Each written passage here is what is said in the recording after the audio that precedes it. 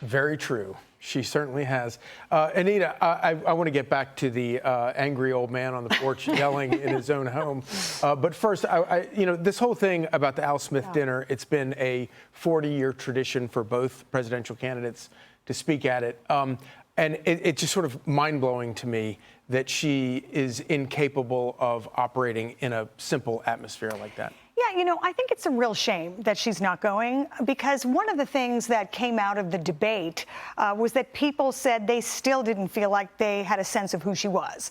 And I think this is a real missed opportunity for Kamala Harris to show a lighter side, to show a funny side. She doesn't have to write the jokes, right? Someone can write them for her, and she can read a teleprompter. She's shown us that. So I'm disappointed that she's not showing up, and maybe she will change her mind, and I hope she does. Guy, it's like everything has to be so robotically scripted with her. Yep. And first of all, this is like a fun event. It's funny. Both candidates always have zingers about themselves, about each other. It's a good event. You might call it a joyful event. You'd think that might appeal to her. But this, when I heard that she was backing out and refusing to go to this thing after 4 decades, I was immediately reminded of this story. Axios published it a while back. The headline here, Scoop, Biden doubted Harris's election chances. So if you scroll way down in the story, there's this anecdote. Quote, in April 2022, Harris was the guest for a dinner at D.C. news mogul David Bradley's home, a salon-style event Bradley hosts with Washington journalists and newsmakers.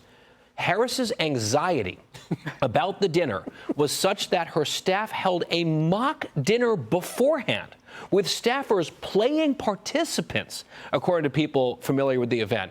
Harris aides even considered including wine in the mock prep so Harris could practice with a glass or two.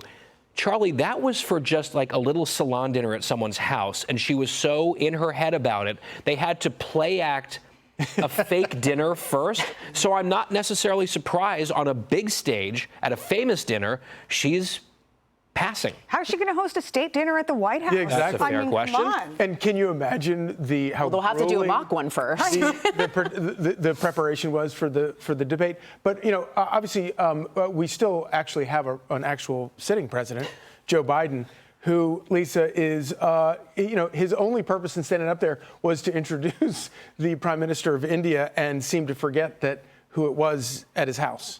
Well, and why not do it at the White House? I mean, it is insane that we have the President of the United States who dropped out of the campaign via X, no explanation, but can manage to be the President of the United States, the Commander of Chiefs. So you can't run for president, but you can be president. And nobody blinks an eye, and the media doesn't ask questions, and no one's trying to figure out what is actually going on after they all lied to us about Joe Biden's condition, including Kamala Harris for the longest time. Until it was too hard to admit after the debate that they set him up with to take him out. But about this Al Smith dinner, I just want to go back to some of the funny things that Donald Trump said in 2016, because it's hilarious.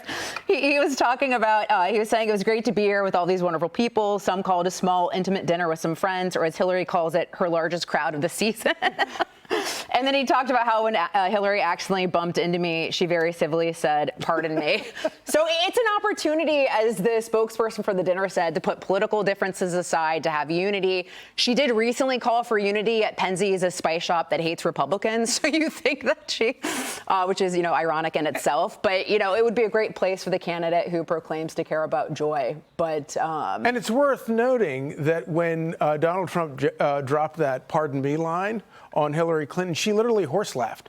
She thought it was the funniest thing she had. Yeah. It was the most personable moment for her in the entire campaign. It really humanized her, right? Yeah. Well, I remember watching, and you laughed at all of it. It was hilarious. Like, she was actually funny. Donald Trump was hilarious. Even Bill Clinton was laughing. Yeah. Well, does he like her? Yeah. Click here to subscribe to the Fox News YouTube page to catch our hottest interviews and most compelling analysis. You won't get it anywhere else.